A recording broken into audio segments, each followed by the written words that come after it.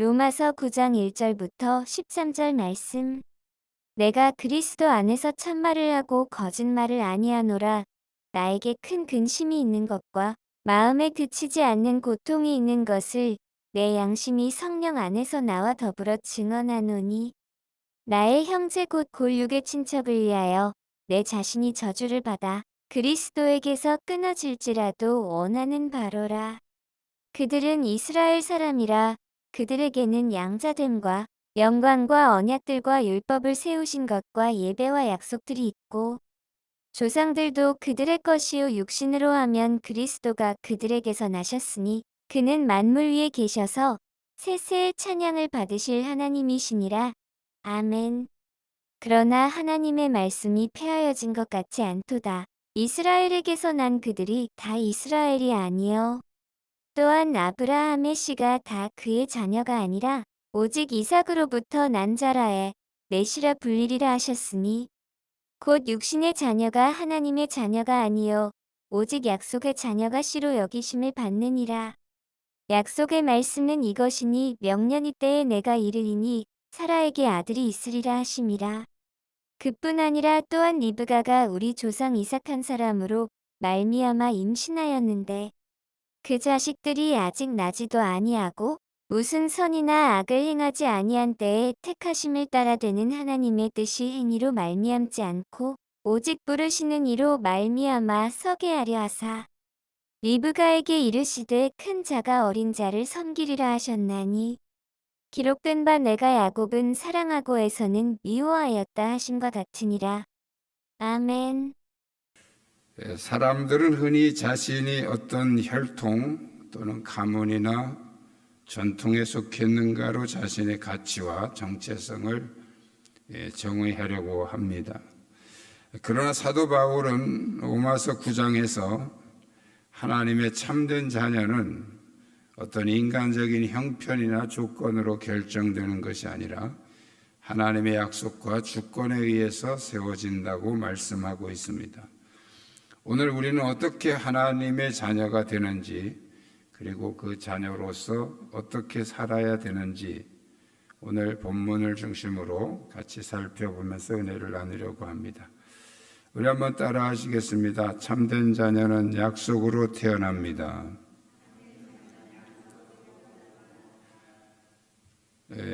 오늘 본문에서 바울은 아브라함을 예로 들어서 우리가 어떻게 하나님의 자녀가 되는지를 설명하고 있습니다. 아브라함에게는 많은 자손이 있었죠.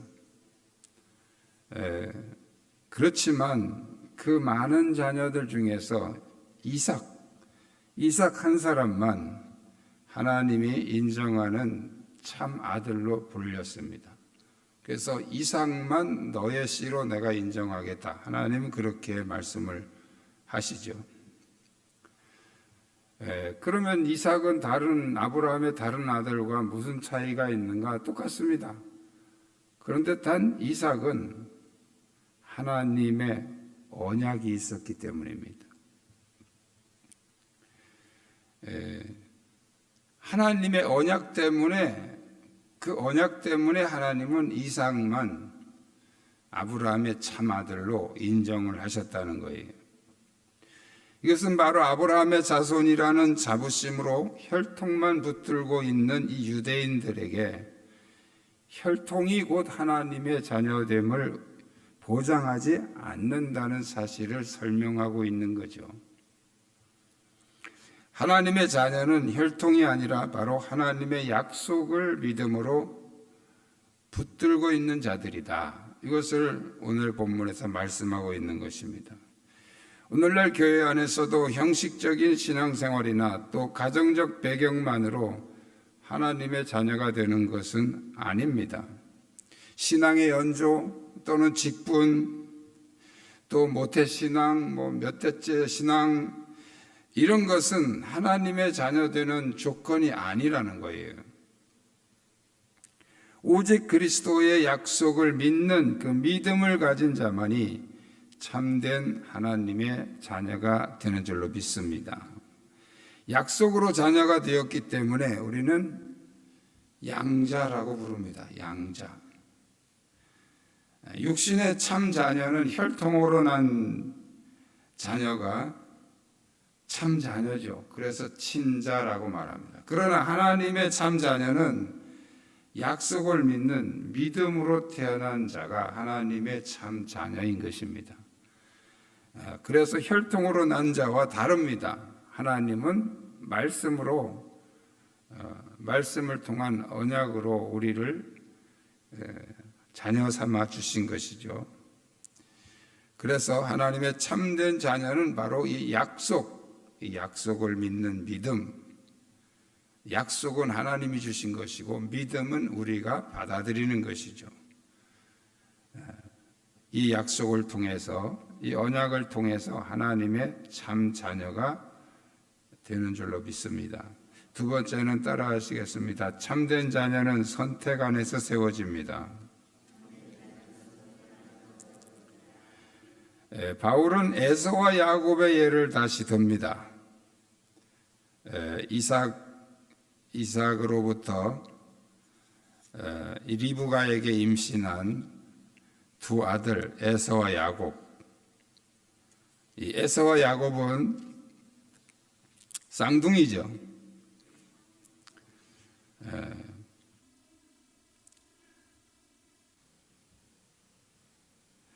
10절에 이렇게 말씀하고 있어요. 그뿐 아니라 또한 리브가가 우리 조상 이삭 한 사람으로 말미암아 임신하였는데 그 자식들이 아직 나지도 아니하고 무슨 선이나 악을 행하지 아니한 때에 택하심을 따라 되는 하나님의 뜻이 행위로 말미암지 않고 오직 부르시는 이로 말미암아 서게 하려 하사 리브가에게 이르시되 큰 자가 어린 자를 섬기리라 하셨나니. 어떤 사람은 이렇게 설명합니다. 야곱이 집요하게 장자권을 빼앗고 축복을 가로채서 그래서 복을 받았다. 우리도 야곱처럼 영적 욕심이 있어야 된다. 이렇게 합리화를 시킵니다. 영적 욕심. 그럴듯하죠? 그런데요, 창세기 25장 23절에 보면 리브가가 이제 임신을 했는데 이 속에서 두 형제가 싸웁니다. 그래서 리브가가 기도하죠. 하나님, 어떻게 하면 좋아요? 애들이 뱃속에서부터 이렇게 격투를 하고 있네요.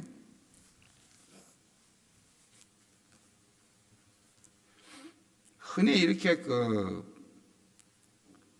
저는 아기를 안 낳아서 그러는데 아기 낳으신 분들은 태동이래요. 태동. 이 뱃속에서 아기들이 발로 이렇게 툭툭 차고 이렇게 움직이는 거죠. 움직이는 거. 이제 크느라고 막 움직이는 건데 그걸 우리가 태동이라고 그럽니다. 근데 이 리브가가 이 쌍둥이가 뱃속에서 움직인 건데 어떻게 싸운다는 걸 알았을까요? 여기 혹시 쌍둥이 낳아보신 분 계십니까? 쌍둥이가 뱃속에서 싸우는지 그냥 노는지 둘이 재밌게 노는지 싸우는지 이거 어떻게 할 수 있어요? 리브가는 영적으로 알았던 거예요. 영적으로 알았어요. 얘들이 지금 싸우고 있구나. 그래서 하나님 앞에 기도를 합니다. 애들이 싸우고 있네요. 그랬더니 하나님께서 이렇게 말씀하십니다. 두 국민이 내 태중에 있구나. 두 민족이 내 복중에서부터 나누이리라. 이 족속이 저 족속보다 강하겠고 큰 자가 어린 자를 섬기리라 하셨더라. 여기 이 족속은 야곱을 말하는 거고요. 저 족속은 에서를 말하는 거예요. 큰 자는 에서를 말하는 거고 어린 자는 야곱을 말하는 거예요. 쌍둥이인데 뭐 큰 자 어린 자 이게 순서를 말하는 서열을 먼저 나온 자가 형이잖아요. 그러니까 이 형 에서가 야곱을 섬기게 될 것이다. 그리고 이 형보다 동생인 야곱이 더 강할 것이다.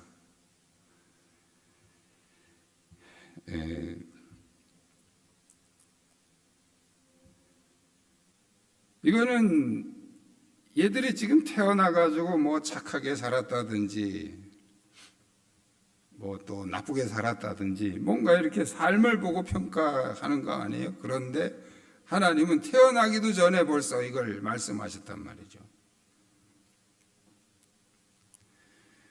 야곱이 악착같이 그 노력을 해서 형의 장자권 빼앗고 축복권 빼앗고 그래서 축복을 받았다 이러면요, 이렇게 해석을 하면 이제 인간 중심의 해석이 됩니다.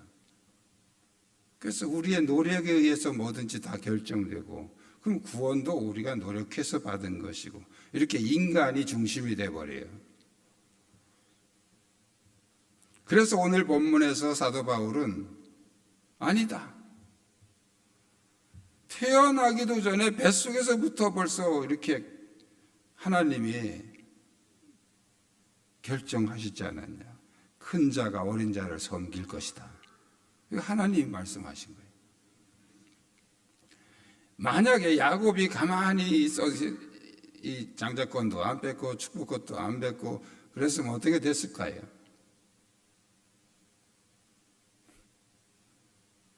우리는 잘못된 것도 자꾸 좋게 합리화를 시켜요. 그래서 이 야곱의 이 못된 고집, 이 못된 성질을 이게 아주 하나님이 뭐 그렇게 하신 것처럼 이렇게 좋게 막 해석을 해버려요. 아전인수라고 하죠. 아전인수. 내 쪽으로 좋게 해석하는 거. 그게 아전인수.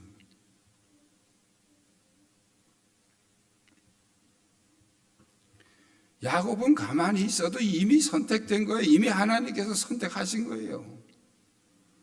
그냥 뭐 막 가로채고 빼앗고 해가지고 그래서 복을 받은 게 아니에요. 그 전에 이미 하나님은 야곱에게 복을 주시기로 선택을 하셨어요.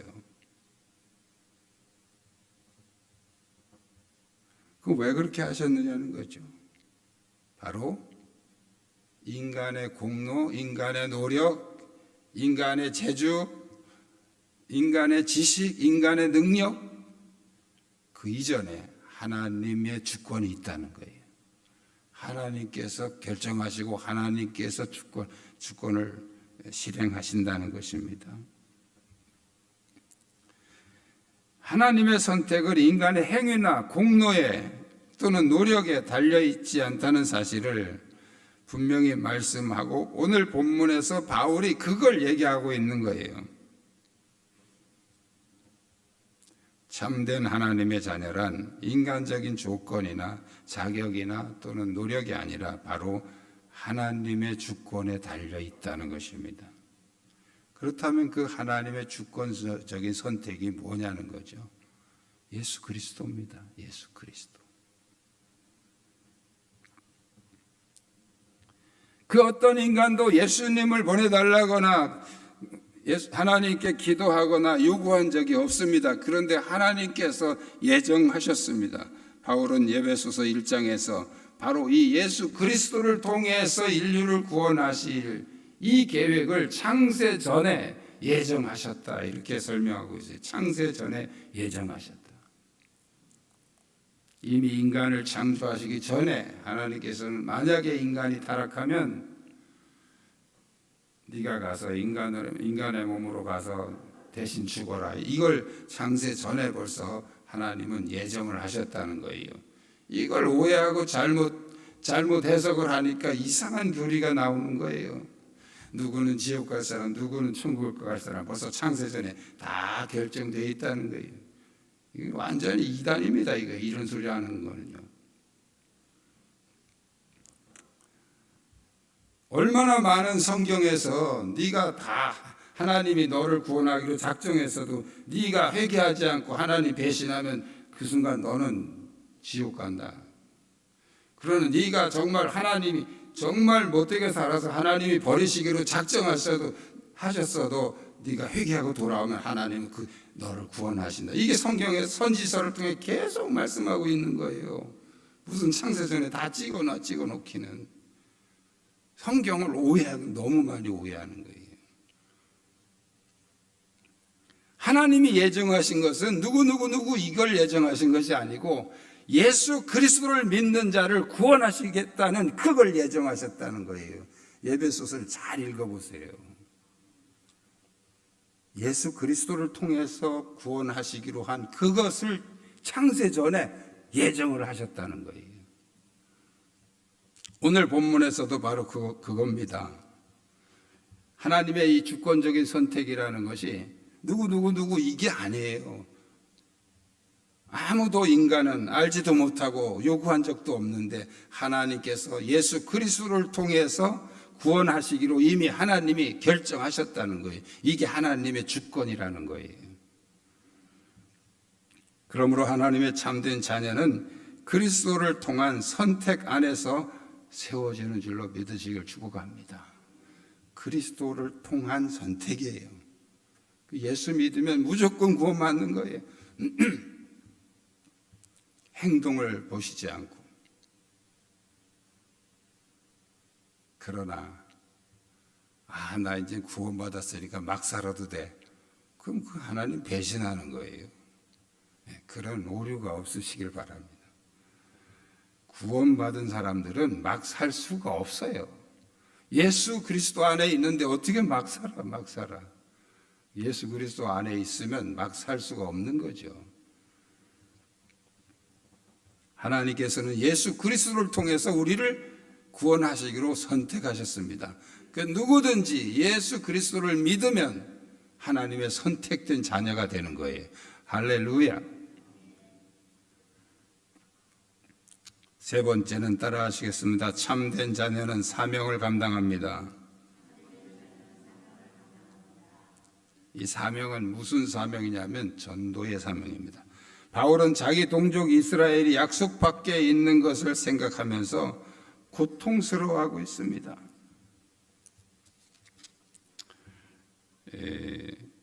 1절에 이렇게 나오죠. 내가 그리스도 안에서 참말을 하고 거짓말을 아니하노라. 나에게 큰 근심이 있는 것과 마음에 그치지 않는 고통이 있는 것을 내 양심이 성령 안에서 나와 더불어 증언하노니.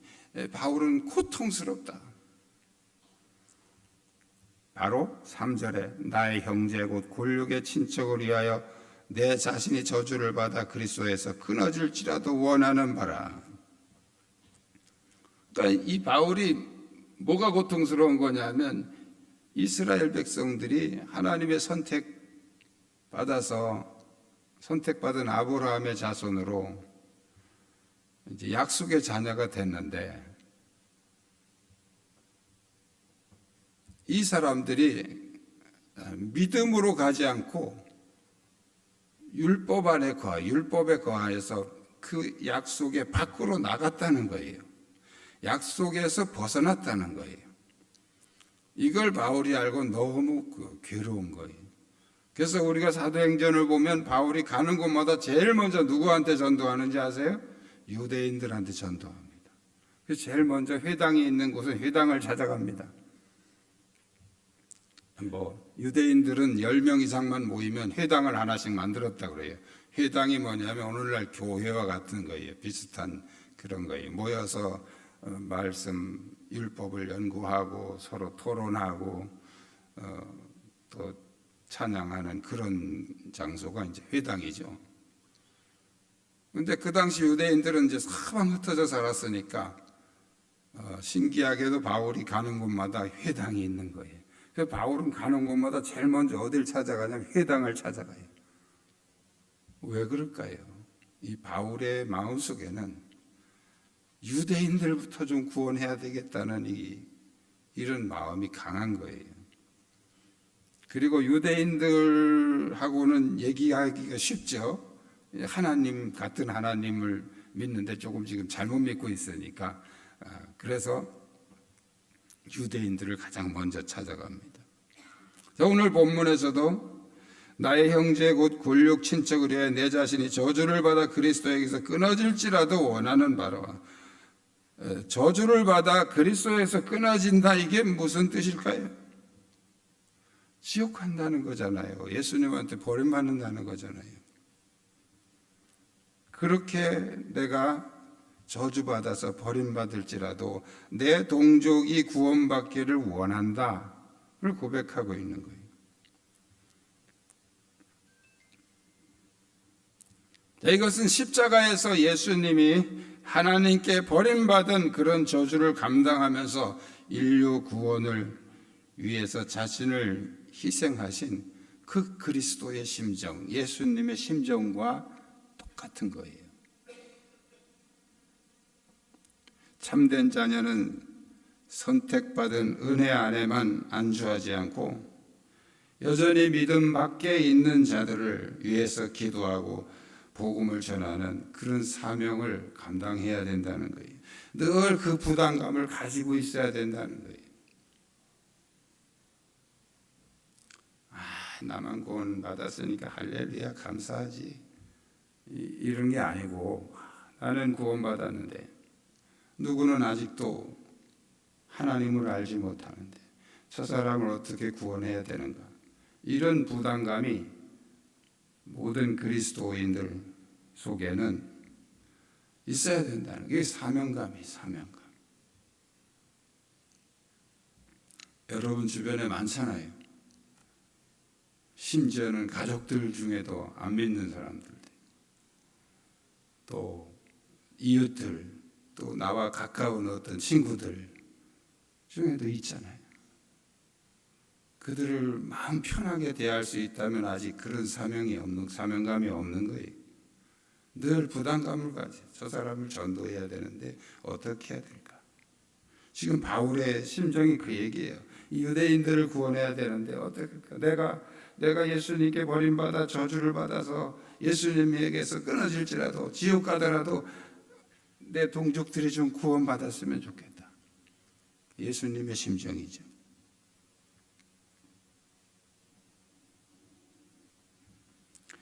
또한 하나님의 참된 자녀는 바로 세상에서 빛과 소금으로 살아가는 것입니다. 빛과 소금.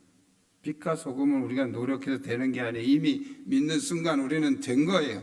단지 우리가 해야 되는 것은 맛을 잃지 말고 빛을 잃지 말아야 돼요.